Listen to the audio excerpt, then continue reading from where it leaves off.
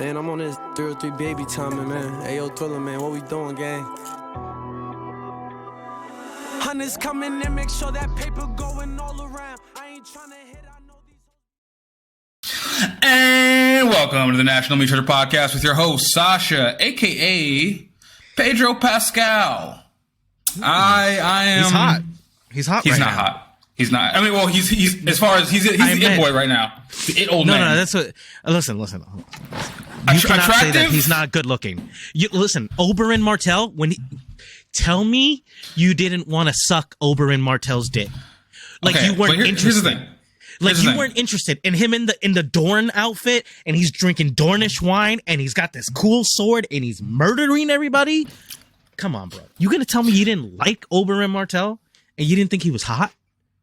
All right, now here's the thing. Yes, but let's talk about that. Let's talk about it because Oberyn Martell was Pedro Pascal 10 years ago. Like time has passed very quickly for him. But he was hot then. Also, his role then was being hot. He was cast as a hot guy. Like he was bitches literally cast as a and hot drink guy. wine and have a whip. And then when he was in Narcos, that was fire. I mean, the man has. Whoa! You didn't see the first Narcos? I don't watch a lot of TV. No, I mean, too busy. you know how like there's certain shows that are like cultural phenomenons, like it just feels like Game of Thrones, right? Like people just saw it. Narcos, I felt like was like that, so I was just kind of surprised because that's like I feel like that's up your alley. Like it's great drama, action, and lots of good fucking Spanish women all throughout. Like lots of Colombians. It's see my thing is with like the cultural phenomenon shows. Black Dominicans, Black Colombians, Black women. But my thing is with like the cultural phenomenon shows. I usually wait to see if there's still a cultural phenomenon after the fact to watch them. So like Squid Games, nobody talks about Squid Games now. Whoa, hold on. No, that's not even true. That's not even true. I want you to leave in the comments the last time you heard a Squid Games reference past Halloween 2022. Do you know what's crazy? So, like, you know how we're already old and what we think is not really that important? I think I see it now in the 6-year-olds and the 7-year-olds and the 10-year-olds. Like, they're ahead of the curve. They're on Roblox absorbing all this content. I didn't even know there was a Squid Game obby, but somehow my son came to me. He's like, "Dad, have you heard about Squid Game?" I'm like, "You're 5 years old. Why do you know about Squid Game?"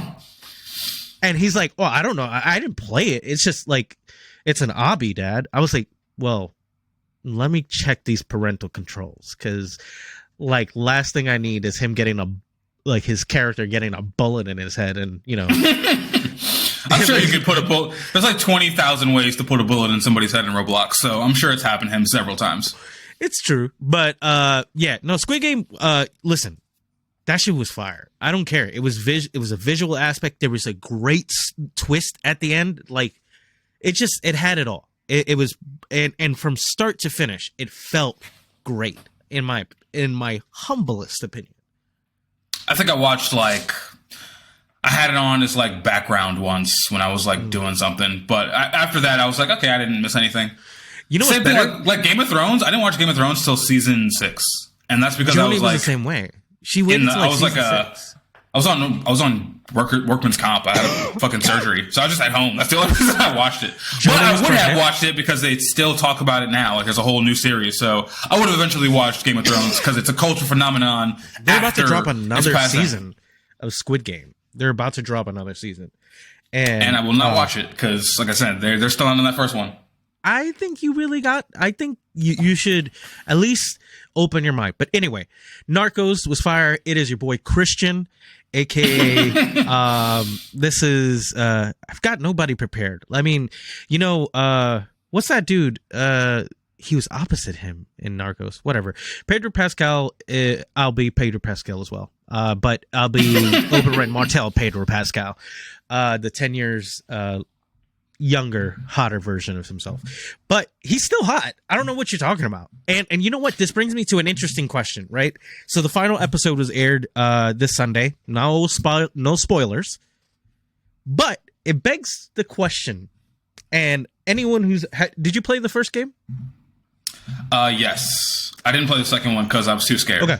I didn't play the second game. I don't know. I think it didn't link up at the right time. I think I'm going to pick it up soon and just play it. But anyway, so in the first game, everyone who's played it, I'm not spoiling anything for you that's like 10 plus years old at this point. You have to make a decision. You have to say that you want to let Ellie be experimented on, and essentially she's going to be killed because the experiments can't be done without removing the stem of her brain, because that's where they believe the cells that the cordyceps will live, right? The zombie virus, right? My question is, and I feel like I know your answer already. What did you choose? Did you choose to kill her, or did you go ahead and wipe out everybody? And would that be more in line with who you really are or not? I was thinking about this because as a person who hates society right now, I would say, fuck it. I'm gonna ride with my little fake daughter because shit sucks anyway. Like, what's the best case scenario? We find a cure for the cordyceps and then we go back to work. We go back to our shit day jobs. Well, I have to continue. Like he not only is she the surrogate daughter, right? They get battle bonded. It's worse that the trauma that they experience together literally forges them together to where there's this awesome arc, and it happens in the show, not spoiling anything, but where Joel is just cold and just calculated. He's a fucking killer. They really stress that in the show, which is kind of awesome. I feel like in the game they didn't really linger on it as much. It was just this is a skill we need. We need to be able to shoot people instead of Joel was, a person who was a mercenary and was killing, and who was an assassin to go further. So the show does that a lot better. But it's just I think to myself, as a dad, would I go that extra step? Okay, if I was even in that same situation, what does a parent do, right? Most parents probably would say fuck it. And I'm there. I really don't care about anybody else. It sounds terrible, but I think that's why the scene is so good. In the video game, it just makes you think for a second. Oh yeah, between all the shooting. I said this on Instagram a long time ago, but I was like, presidents and government officials should not be allowed to have children because you immediately don't care about the greater society. You just care about your kids. So you're going to make fucked up financial decisions as a president. That's why all these fucking government guys do all this inside trading so they can leave $1 billion to their kids. They don't care about the taxpayer because who is the taxpayer? They don't share your genes. That's why it should be, you should not be able to conceive and lead the country at the same time. But, the thing about Joel though is that he turns over the kid, and I mean, you could spoil the show because the show follows the video game. It's not he doesn't turn over the kid in the game. No, he turns it over, doesn't. But he doesn't turn over the kid in the game. Well, you can make that decision. Obviously, that split decision. You could say, "Hey, fuck her," or "Fuck everybody else." And fucking everybody, going ahead and deciding to kill everyone in that hospital is decidedly way harder as a decision. So even as a consequence in a video game, which is awesome, right? It just builds upon that that tension when you're fucking coming out of the corridor and you're finally breaking free. So the show obviously does it beat for beat. The final ending is beat for beat, and the ending that I think most people went with, and that's saving Ellie. Because obviously with the Last of Us Part 2, Ellie is alive. Right, so she continues on for whatever reason. I still don't know. So, F's in the chats. I don't know. You guys tell me I should be on. It's just so funny though because speaking on that mercenary part, it's so funny to see video game violence enacted in real life. Because that final scene where he basically kills 15 people. What was his day job before the fucking? Wasn't he a teacher or a biologist or some shit? And now he's a fucking super assassin and killed other super assassins. I don't remember what it was in the video game, but at least in the show, he's a contractor. But he was in the army. Like he was trained in the military. So there's a reason for him doing this. And keep in mind, it's 30 years after the fact, right? So like these events now happen 30 years later. You could pick up a lot of things in 30 years. If I'm just saying, like I think I'm just saying, like, it was like literally I was dying laughing when he's like going down this hallway, killing all these Firefly mercenaries. And I'm like, do you know how hard it is to kill 8 people consecutively in real life that are armed? And he's like killing them. And like, I remember doing this in the game. And I'm just like, motherfucker. Like, well, and what's amazing about the game is that like you're taking massive amount of bullets, like, but like in the show, obviously they can't just let Joel get pumped full of lead and him like wait till he gets healed. So he does this whole thing Old Boy style. Like it was an homage to Old Boy.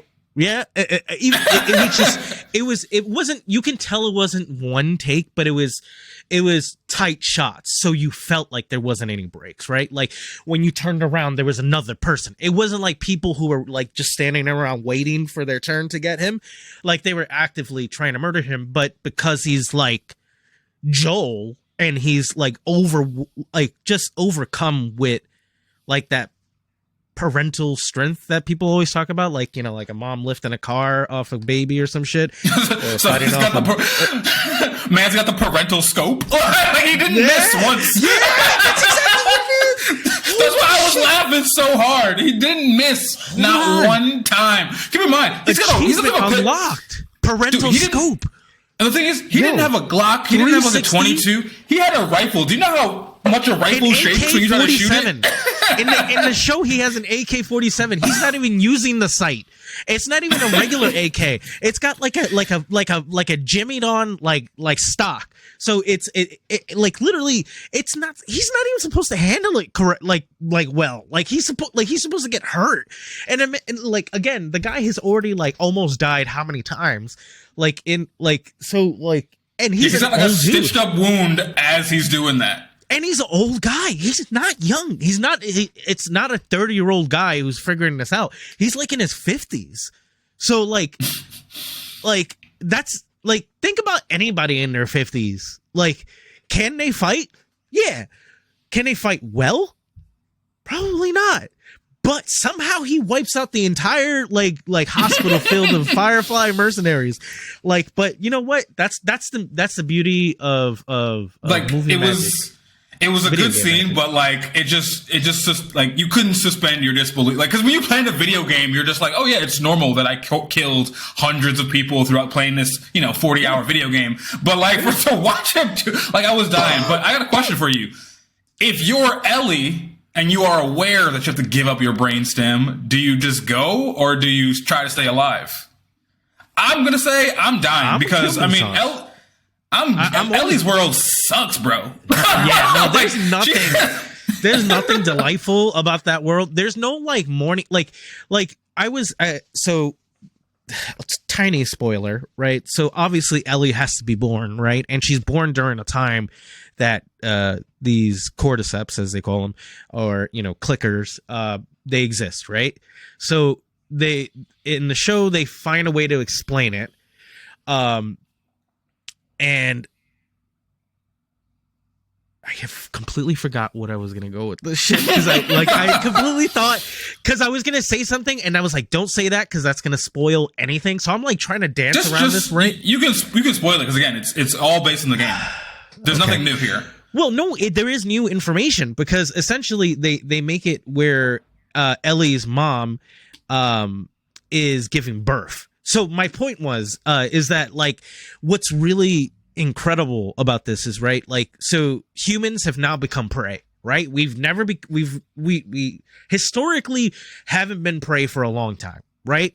Like there hasn't been like a long amount of time, like for the majority of our time on Earth, we have been the dominant species. We have decided who we eat, who we kill, who we don't. Like we can just decide to eradicate like all like wildlife in a section if we wanted to.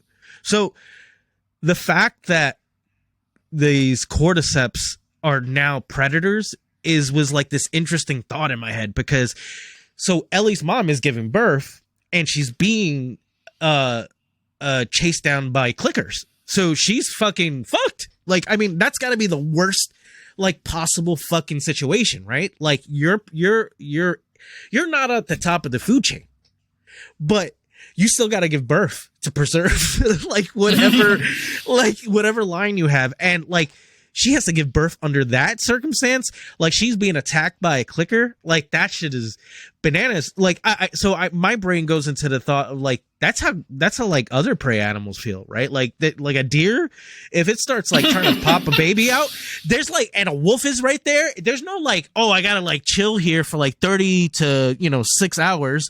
Like, please, like that's not even the truth. Like, the deer would either drop the baby and run, or like somehow, figure out a way. So like that prey mentality was an interesting thing for me to kind of dive in. Again, that's just ADHD in my brain. So you're saying you're giving up your life if you're Ellie because you don't want to be prey. I don't want to be prey. Do you want to be prey? Oh, absolutely not. Okay. Dude, Ellie's life is so terrible, and she's like, what, 14, 13 in the show? Like, yeah, she's gone through... She's watched everyone she's loved die. Joel's probably going to die at some point. I mean, even if Joel lives out his...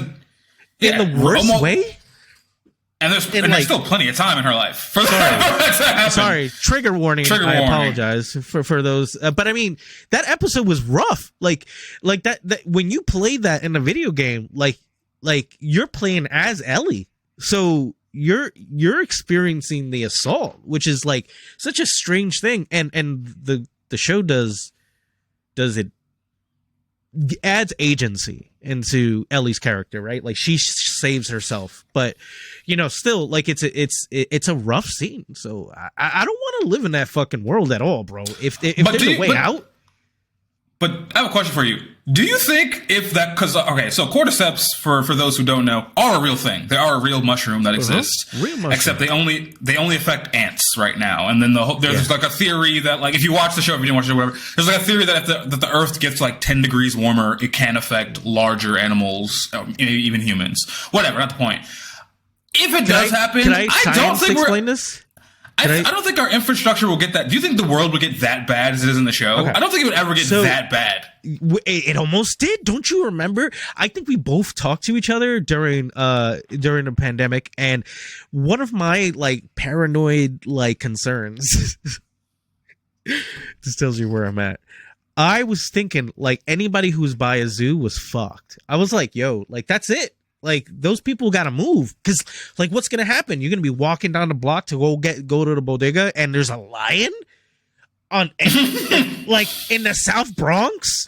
Bro, wait, where's this lion coming from in your fantasy? In the apocalypse fantasy? Yeah. So the apocalypse fantasy is that I really thought during the pandemic somehow we were going to get to that point where people weren't going to be able to come in. Zoos go unattended, and for the lack of a better word, animals escape. Right? That's like I love how that's like I think animals just die. I don't think they go anywhere. No, they'll escape, bro. Don't you underestimate that. Yo, life will find a way. Like literally that is like maybe like frogs will escape. I don't think like a full-blown lion will get out of an enclosure.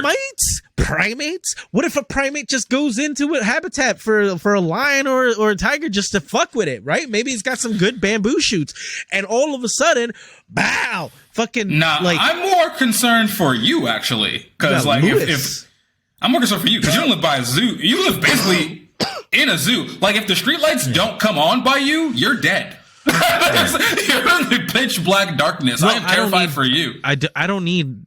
We don't have streetlights. You know that, right? Like, I live in. Yeah, but there's like if the power goes out by you for like 10 days straight, animals are coming into your home. Probably. So all the animals around you have night vision. So you say that. You say that, and you don't think society would fall apart that quickly? Like, I think a good chunk of society would just like literally obliterate itself. So the whole cordyceps thing, and they explain it so fucking cool. It's because fungi doesn't have to compete for food, because there's plenty of ants and plenty of bugs to kind of like use them and eat them as hosts and all that. And if we affected the climate and bees and hornets and ants started to die, we would literally disrupt the way they eat, and then they would have to find a new source of food, and that's who humans are. Bro, that shit is fucking awesome. I don't know about you, that idea is great, but I don't want to live in that world. I mean, the only hole in the idea is that it would affect animals way before it affected humans. Like, why would that's the one thing I didn't get about the game, because like, why is it affecting like the part in the game where there's like all these monkeys from the zoo and everything? Like, why didn't it do deer first? But I think infrastructure wise, I don't think we're ever getting to that point. I think honestly, the world is cruel. I think the governments of the world would convene, say, where are the most cordyceps at, and then nuke them. We kill each other all the time. I'm pretty sure we're killing zombie versions of each other way faster. They do that. It's not like they didn't do that. Like in the game, at least they tried, right? So, like the idea is that those are mycellular organisms, so they can necessarily communicate at extremely long distances, like potentially on other parts of the globe. So, yeah, maybe you nuke that one part. But now that fucking whole newer pathwork is fucking thriving. What if you made that shit into fucking Godzilla? I was a Godzilla mushroom. Bro, do you want to find that out? Like a Godzilla clicker or one of those fucking brutes? Those what are they called? I can't remember what they're the giant ones, the really scary ones.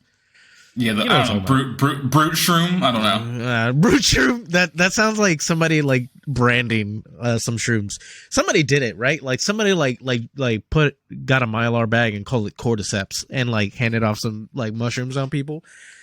I feel like that's already happened. We need to see if that. I don't know. I just feel like we wouldn't get like as bad as. Also, like, you know what's fucked up about like Last of Us 2? It doesn't take place in like Miami. Like, they're in, like, what are they going to, Wyoming? Like, it's cold the whole time. I don't think anyone in society is staying north if we're in fucking the zombie apocalypse. You can go anywhere, and you're in Wyoming. It has to be cooler, right? The idea is that it has to be cooler to kind of slow down these zombies and make it not habitable. So they're going to the places that fucking suck ass. Again, not a world we want to live in. The more we world build, the more I realize that this is an awful place. There is like the only cool thing about the show. The show's amazing, but I mean, the only cool thing that came out of it was the commune. That shit was ill. I was like, look at all these people working together magically. And they're like, one of the characters is like, yeah, we just, trade work for work. And he's like, so communism? He's like, nah, not communism. And like, the other character has to remind him it's exactly communism. It's a commune. Like, this is what this means. So and I was like, damn, look at that. At the end of the world, if we can make that happen, society lives. I feel it works on a small scale. Yeah. No, I'm with it though. But maybe we need that. Maybe we need to enter like packs with smaller places and really become like I mean, I guess the only thing that happens is that like commerce has to be tweaked. You know what? This is why capitalism hasn't died. This is really why capitalism hasn't died, because there's like, even if you want to like barter forever, like you can't essentially anymore. Like you can't. Like you can't. Like not for. You just gotta wait till the zombie apocalypse to get your barter on. How are you gonna barter for internet? But you don't need internet, right? In this age, in that time, right? Like, why would you? That's another thing too. Like, there's no internet now in this fucking reality. Oh my god! No phones, no internet. Yeah. There's not even birds. I don't even think there's birds. Like, you barely hear birds in that whole fucking like you can't even send a goddamn messenger pigeon. Like, you can't even like there's no hope in that world. And it's like way more miserable in the show, I think, because they like world build even more. And like Ellie's a part of Fedra, and like they show like what kids look like under like quarantine zones. And it's like, fuck, this sucks. Like, nothing about this is fun. Like, somebody's being told that they're stupid, so they're going to be taking guard on people who are shoveling shit. Like, that's what? Like, you mean the end of the world happened, and I still have to shovel shit? That's just somebody's gonna shovel it.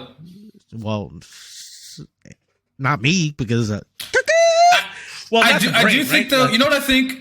I think if we came to a point where like it was gonna be like a end of the world situation, the only thing that like kind of maybe I just want to poke a hole here. I feel like we would be in much larger communes, like communes of like thousands.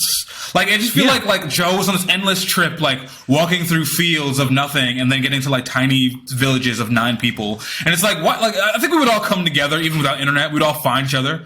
I think that's what the quarantine zones are, because they are thousands of people, but the smaller places that end up being communes is because they purposely don't want to become too large. But at least in this one, there's like hundreds of people. Like they have like movie night.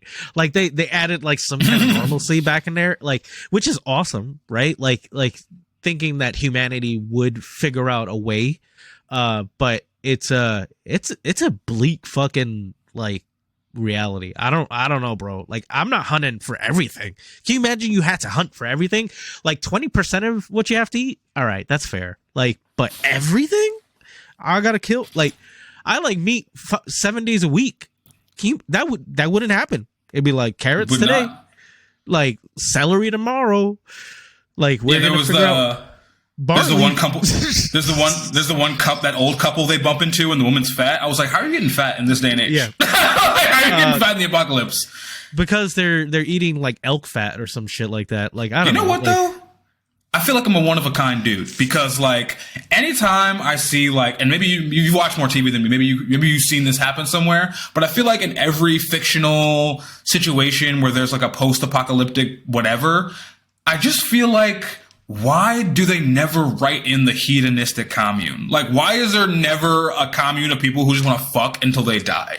Like, you know what I mean? That's why I say like, okay, the cordyceps, like, all right, you got to go north because you don't want them because they're more gully, I guess, in the south. But I feel like somewhere in the south, like somewhere in the Everglades, because shout out to Florida, you know, somebody built a fucking treehouse to just bang and until the cordyceps get them. And I just feel like that character has not been written yet, and I need to write it. Maybe it hasn't, right, in the apocalypse version, but I'll tell you somewhere that it did in a different form, and it was just as satisfying to me. Did you watch The Boys ever? Have you watched The Boys? Of course. Okay, but the Hero-gasm episode, just seeing like a bunch, like, I mean, at least in the comics, it's even crazier. They go to a whole sex planet. Like they fuck, like they don't even fuck hedonistically. They fuck complete depravity. Like it is complete like reptilian brain shit. Like you're putting your dick in anything that's warm. If you have a vagina, you're having everything enter you. It is, and people are fucking skulls. Like that was satisfying, I think. I think, you know, exploring that kind of like hedonistic attitude and like going like, whoa, like these people really are letting loose. Like, I mean, who's going to tell you no? For those who don't know, The Boys is spoiler alert. We're just going to spoil. If it's been more than a year, we're going to spoil it for you. Sorry. But there's a show called The Boys on Amazon Prime, which is basically about, they're superheroes in real life, but it's real life. So the superheroes are all a little bit crazy and Greek god kind of like. And there's an episode where basically they find out that the superheroes get together and they fuck like they are on fire. Basically like just straight Heathen Island vibes, just straight, and they're just fucking with their powers. So in the show they do it on land, they do it on Earth. They have this orgy, but apparently in the comics they do it in space. There's a guy that can manipulate his penis like a tendril. So that just tells you where everything's going, like really quickly. Like the minute you see like a dickhead like come at like a mother's milk, which was like one of the funniest fucking scenes in my entire life, like I had ever seen.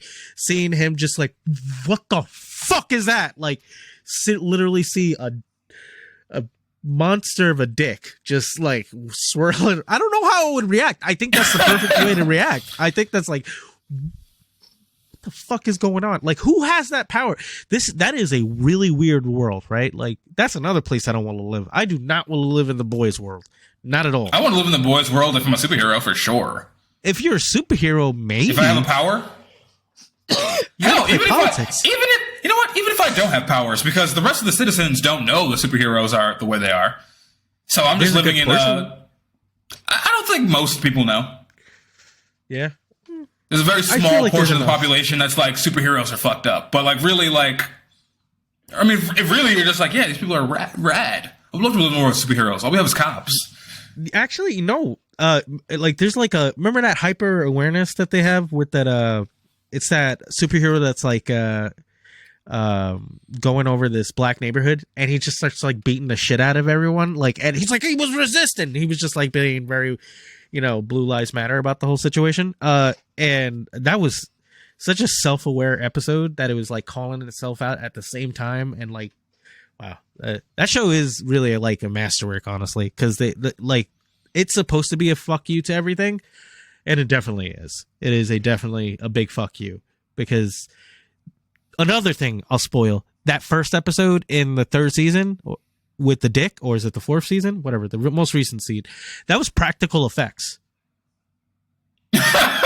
Practical effects? Like, not special effects? Practical? They built a giant penis that a man squeezed through and pretended he was in the urethra.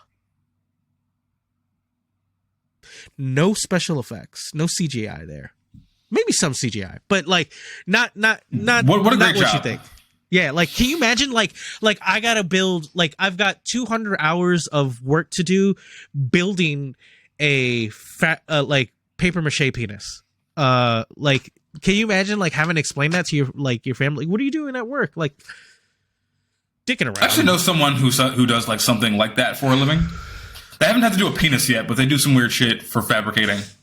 Yeah, I worked at the Met Gala one year, and we were setting up for the event, and this was the particular year that Kanye was there, and the theme of the Met Gala, if you don't know, every year they have a theme that people who attend, who are invite only, will try to reflect it in what they're wearing, and like literally the theme is everywhere. Like, we built, like, I was part of it. Like, we did, like, there's these, if you've ever been to the Met, there's these big stairs that go straight up, and on each side, what we put was roses that were specifically, coordinated to look like, the Union Jack and the American flag, the USA flag, which was like fucking sick. That was one thing.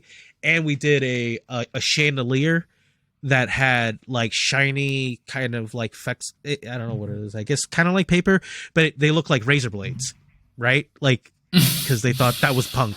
And there was lots of safety pins everywhere. Like, it was a very weird show. But yeah, that doing weird shit like that, like building a chandelier out of fucking fake razor blades, and yeah, that was weird. Or having to like put down these weird fucking backdrops around like a pyramid, like this. We're at the Egyptian exhibit, and we have to be conscious of this. Like, literally, any of us does something dumb, we could be ruining something that has no price. So yeah, that's a weird job. I don't want to do that. I don't want to.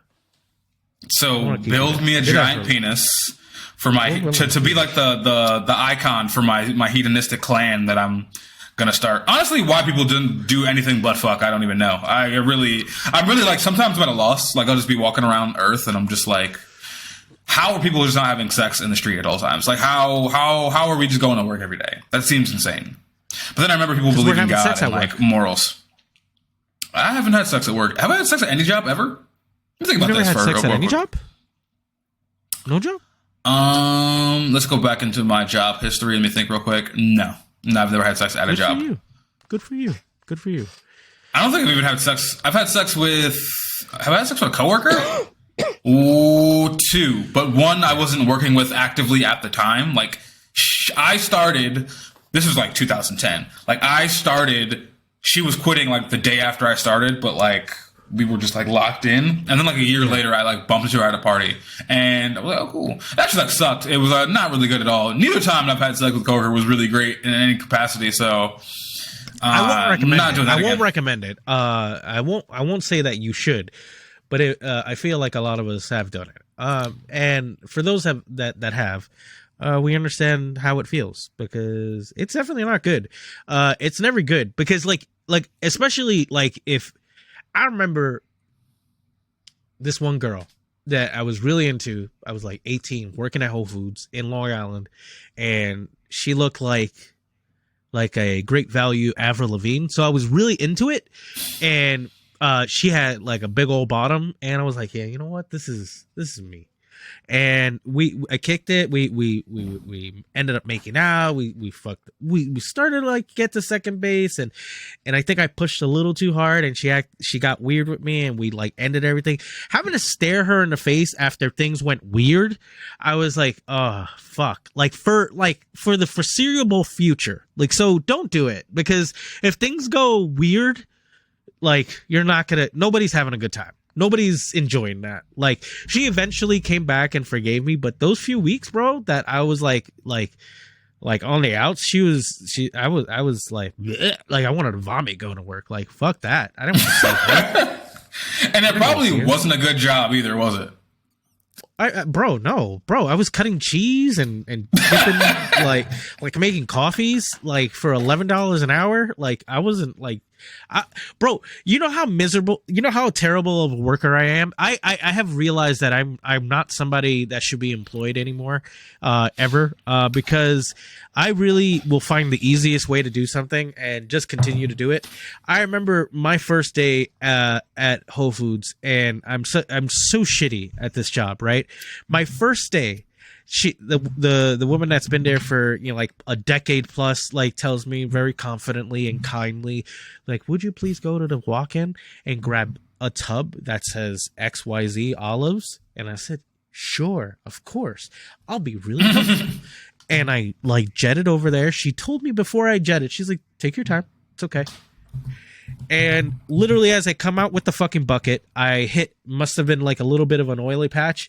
I buckle, break the entire, like, you know, 5-10 gallon bucket of fucking olive and oil in it, and there's literally oil everywhere, bro. Like, not even like that, like it didn't spare me at all. Like, I was there for hours after. That was my first day.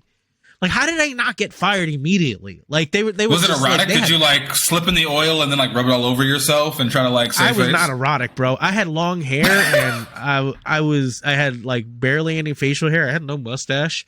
Nothing was erotic about that, and it was like 100+ pounds more. So somebody called. Like, here's another tale of my Whole Foods adventure. I don't ask why. But I think it was because there was this guy that worked there, and he was in the hardcore scene and was very impressionable. And he wore a beret, but he made it cool, right? I thought so. And that was an option for you to wear. Like, you could wear this like kind of beret looking thing, and like, you know, a lot of the rosters would wear it because, you know, they could put their locks in it. You know, they'd be really happy with it and whatnot. So I put it on, and I have my long hair, and I was like facing a case. And if you don't know what facing a case is, you're bringing everything up front, right? You're bringing, you see a hole, you pull it up front, because you don't want to ruin the illusion that things are like, there's not enough stuff, right? You don't want to have that. It fucks people up.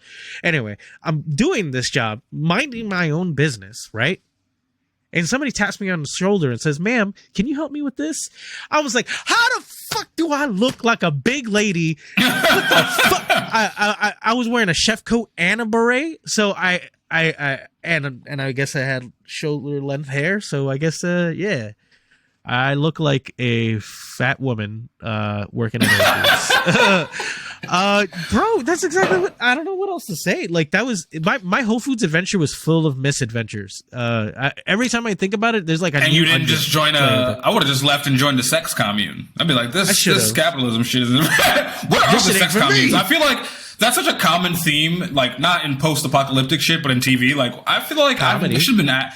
It's like quicksand in cartoons, you know? You think you were going to bump into that a lot in real life, but you don't. You don't bump into sex communes, you don't bump into quicksand. Where's quicksand? I've never even seen it.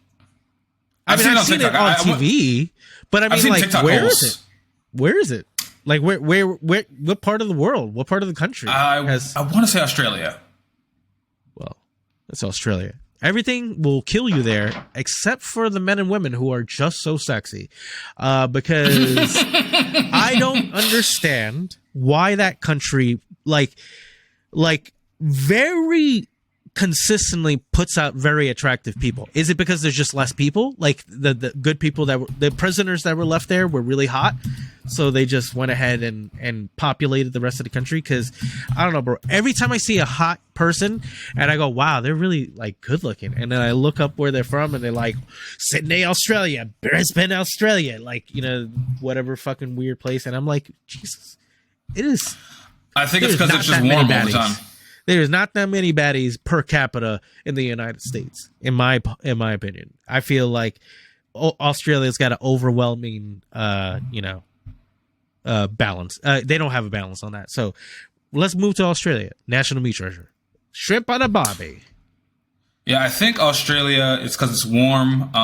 The culture, I'm just quickly Googling, the culture really values health and fitness. Oh, yeah. Much like myself. Yeah. So, yeah, it's just white people jogging all the time. It's not just white people. That's the crazy thing. It's not just white people. Because the Aboriginals live there, and there are a lot of people from Singapore and all over Asia that move there.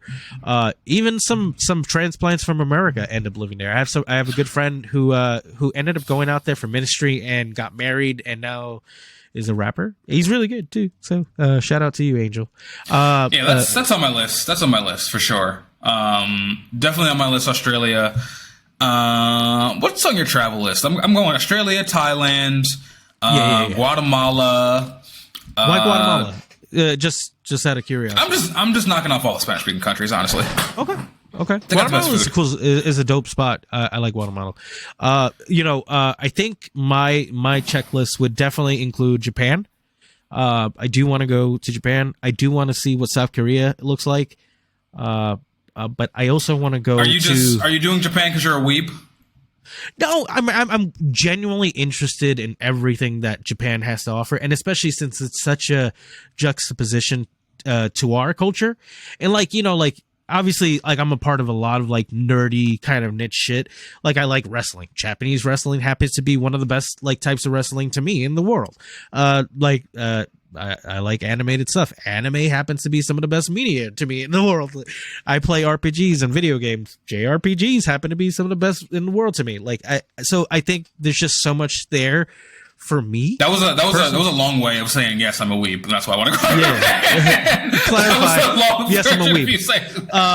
But it's not just because of that. I'm genuinely interested in everything that has to do with that culture. I've never seen it before, even in the media that doesn't include. So everything about it, I guess, seems very interesting to me because I don't live there, right? Even the Yakuza, the underworld or stuff like that. Looking at dramatizations of that. I'm sorry. Are you gonna get off the plane and join a gang? Is that what's happening? Immediately, I'm going to do that. You've been asking me to get a head tattoo. I'm just gonna get a full body tattoo, and you're gonna see me at a bathhouse with my dick out or my ass out. And I'm going to murder people for the Yakuza because I'm going to have to prove myself, right? They're going to be like, why is this Gaijin here? What? And they're going to try and beat me up, but I'm an American and I'm way stockier than they are. So they're going to have to deal with me. They're going to have to deal with me. Could you imagine that the other way around? Just imagine the other way around real quick. Just a Japanese guy flying into California. Just start stacking. Shit. Yeah, getting off the plane, immediately going to Glendale and be like, Pairu-san. No, but they do. Have you ever seen viciously racist? So it's kind of hysterical in that way because there was this documentary talking about these niche groups that exist across the world, right? And one of them happens to be Japanese people who are really in love with the Chicano lifestyle.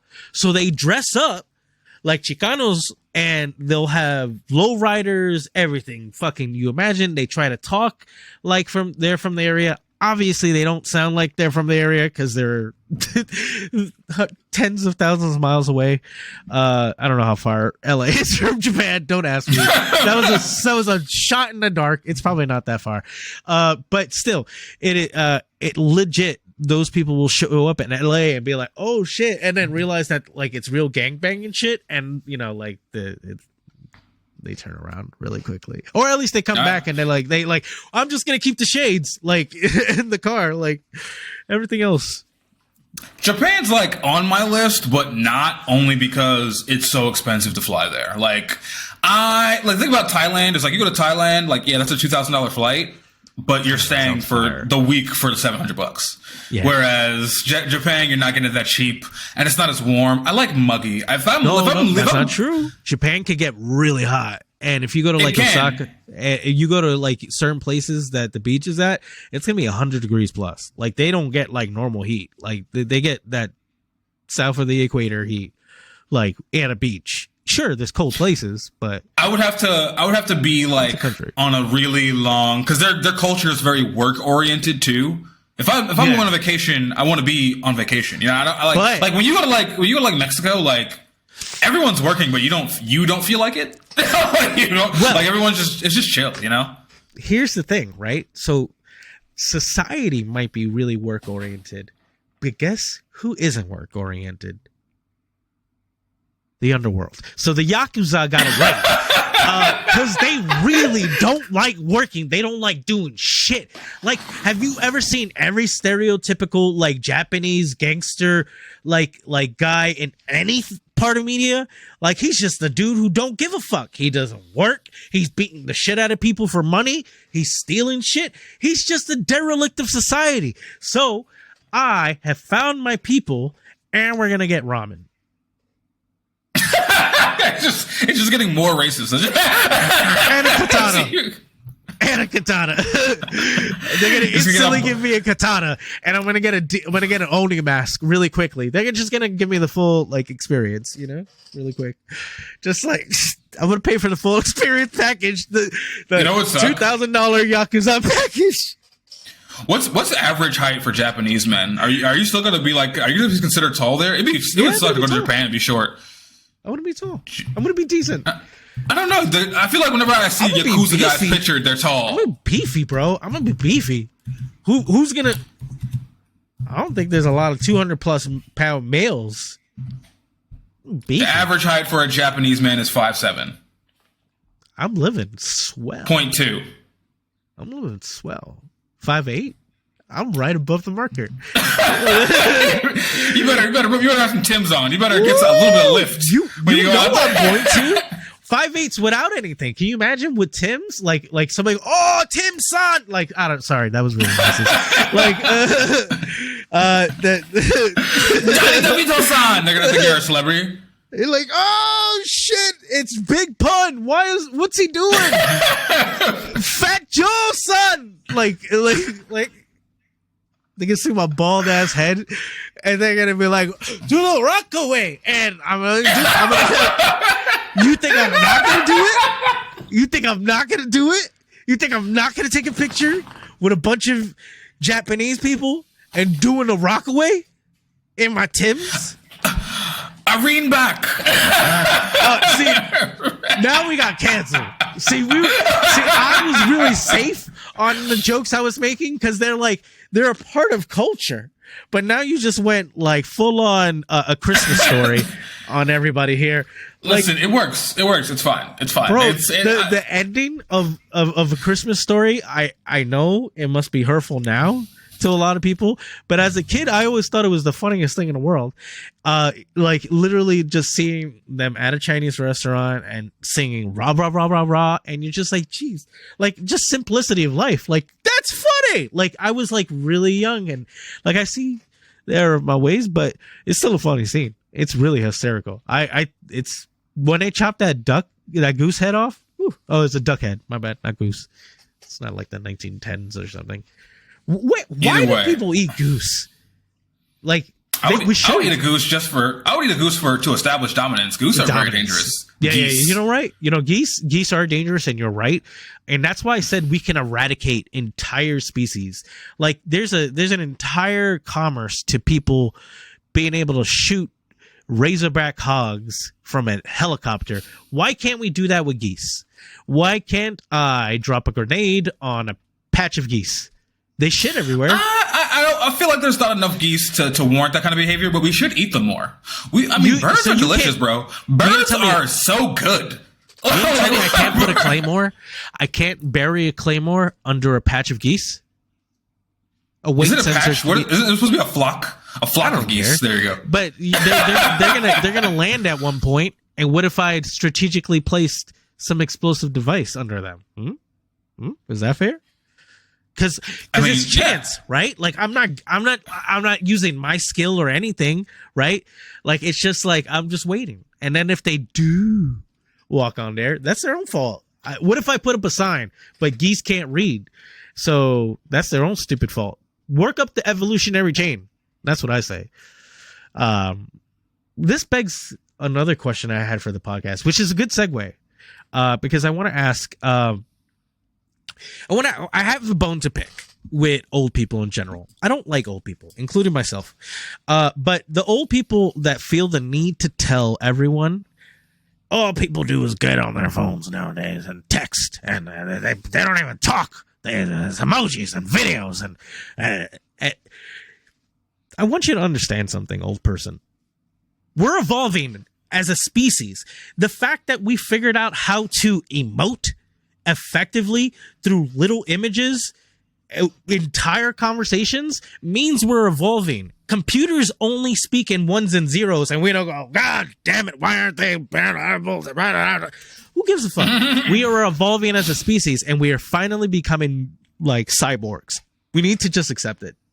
We need to accept all of it, because I've been playing Cyberpunk. I'm a big fan of I'm a huge fan of not respecting your elders. Huge. Oh, fuck them. Fuck them. Fuck them. That's what we should eat, the elders. We should eat the meat of the elderly. They're gamey. We should definitely just use their bodies for fuel. That's what we should do. Press them into diamonds. Can you do that? Can you press a person into a diamond? Yeah, why not? Because all you need is carbon. National Meat Trade People are carbon. Also, just by the way, just in case anyone was curious, Joey's on vacation. That's what he's not here. We slipped fully into like Last of Us talk. We totally forgot to mention that Joe is. I want to know if you realized he wasn't here. Like, comment down below if you were missing Joe, because we are. He's out living his life. Joe. People message me about Joe. People talk to me about Joe. People love him. He's a star. He is definitely the star of us. His deep honey pool eyes are missed.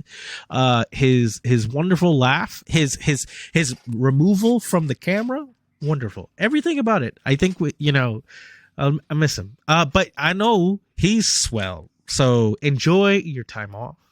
I hope you eat good food and get back home safe. That's it. Yes, I hope that for him. Fuck. I mean, I'm not going to reveal where he's at. I'll leave it up to him. But honestly, if he stays, I'll get it. I get it. Can you imagine? What if honestly, I feel like if I left Staten Island ever, I wouldn't come back. I could have left Staten Island to go to Idaho, and I'd be like, you know what, this is fine. I have had to drive through Staten Island, and I felt that. I was like, God, golly. I don't know. When was the last time I was in Staten? I've had to drive through it. A lot. Ooh. It's been like 4 years at this point, because I don't go to Bay Ridge anymore. But when I went to Bay Ridge, I'd have to cut through Staten Island, coming from like anywhere upstate or like Pennsylvania. So like it is. That is a terrible place. It is nothing fun about it. Have you? Okay, my complaint about Staten Island, and I don't know why I decided to do that when Joseph's not here, but I'm going to bring it up next week also.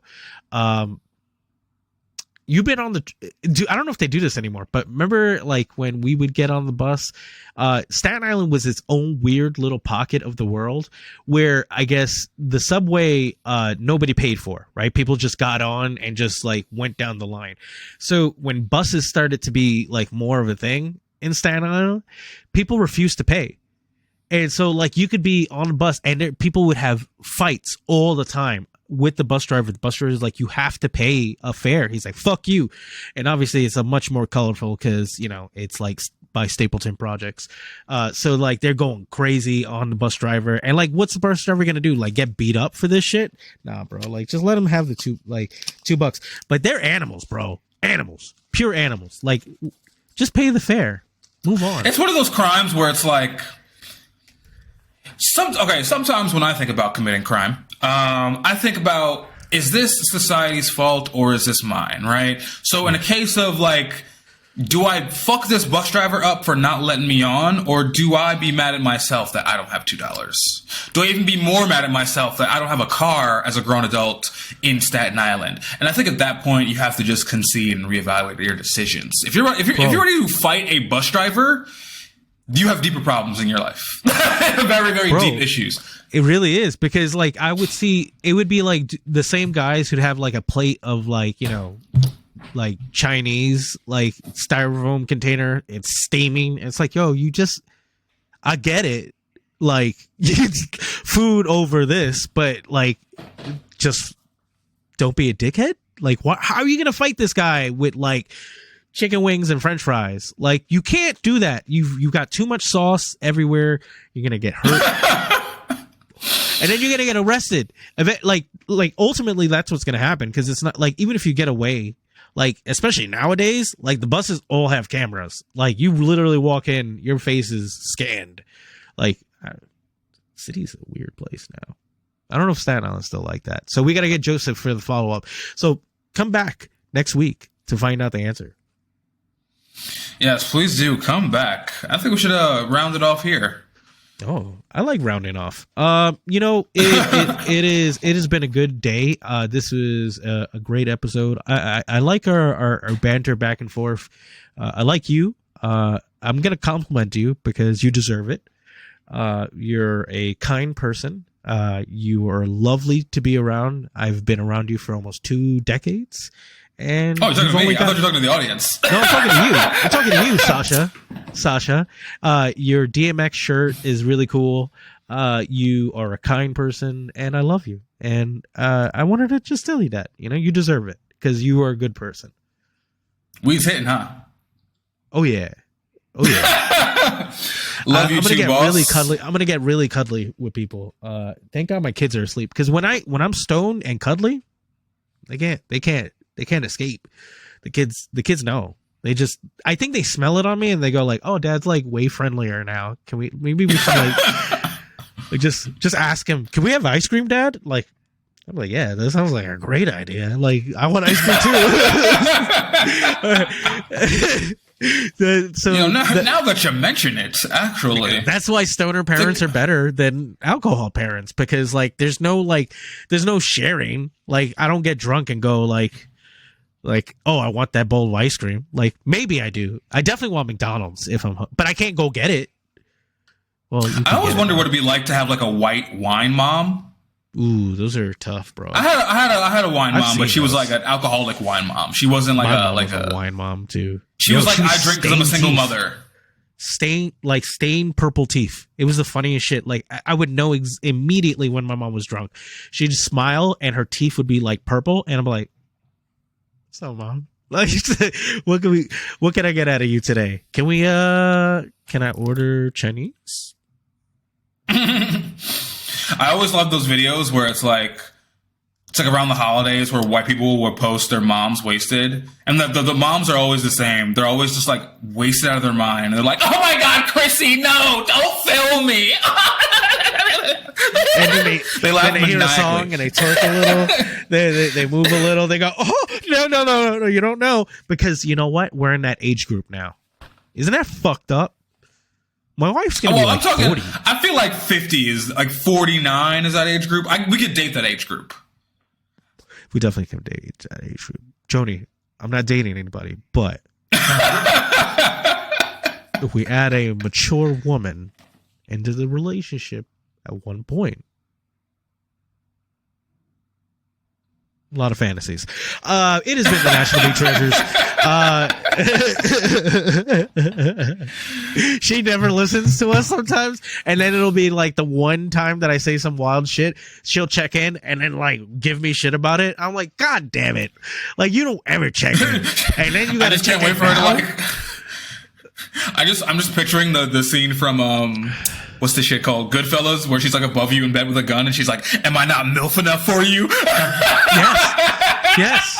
Yes, it's a lot. You know what? Joni lives, and I think it's like her spiritual, like in an episode that captures her essence. It's The Sopranos, and it's the episode where Carmelo's just had enough of Tony's shit, and he comes out with his robe, and he goes, drinks his orange juice, and goes, "What's this?" And she's like, "I got you with pulp." And he goes, "I like some pulp." And like she throws a phone at him and just like screams off. I feel like that's her. Like she feels so connected to that episode. So if you do check in, Joni, I know why you're sick of me, but you're still with me. So deal with me for the rest of your life. Bye bye. It's been the National Meat Charger. Remember, we drop episodes every Thursday. Joey hopefully will be back, and if he isn't, then we'll replace him with a puppet. A really cute. Yes. Puppet. And follow me at thin.cruel.lips on TikTok and Instagram, and at National Meat Treasure on TikTok and Instagram, and at NMT Pod on Facebook. Be sure to leave a like, subscribe, bell, copy link, share, spread your butthole open right now for no particular reason. Whatever really is. That's wild. Also, drink some orange juice with some pulp, because pulp is just good. I got really mad at that episode. Yo, I was like, why? I'm like, yo, some pulp is for bitches. You gotta get the whole pulp. Yo, that's the truth. I want to know that came from an orange. I hate orange juice without pulp personally, because it's just like it's like I don't even know if this is orange juice. This could be just water and Tang. I have no idea. you can't tell me. Like, I don't care. I don't like it. But pulp, fire. At least some essence, some orange essence. Always hits. Some zest. In fact, scrape a little peel off as well, you know? You know what? Put the fucking orange in there. Give me a slice of orange in there. Let me know this was an orange. That's my boomer opinion. That's definitely my boomer opinion. That's the hill that I die on. Pulp is here to stay. No pulp can fuck itself. It's been the National Meat Treasure. Bye-bye. Oh, no, don't end there. Man, I'm on this 303 baby timing, man. Hey, yo, Thriller, man, what we doing, gang? Hunters coming and make sure that paper going all around. I ain't trying to